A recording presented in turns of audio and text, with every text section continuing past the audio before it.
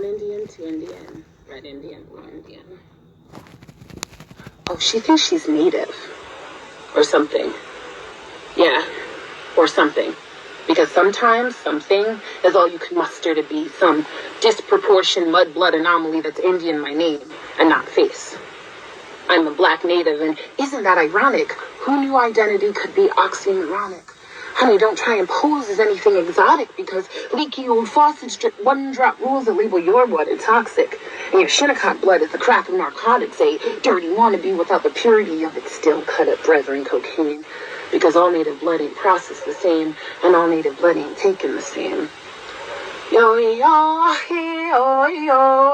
trails of tears blanket dance down her 9-year-old face. She learned early on that history held no place for people like her, for people like hers.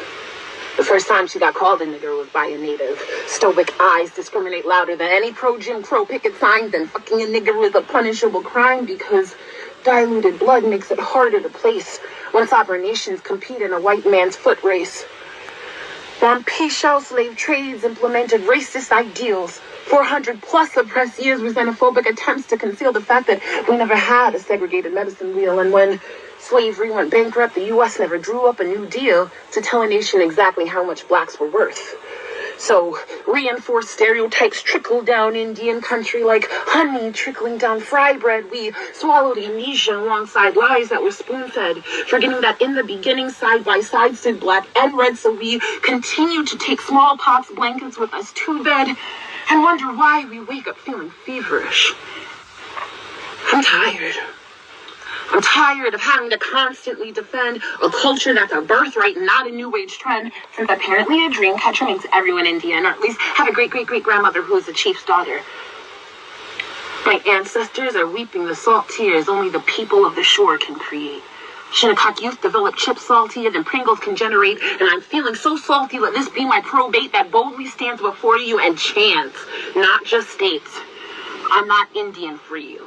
I'm not your Injun whom you give gifts to and then take away. I'm not your succotash du jour that makes you feel hip today. I'm not your nigger lip darky that makes it easier to say, oh, she thinks she's native. I'm Indian for the kids who know the smell of beer before they're old enough to spell it.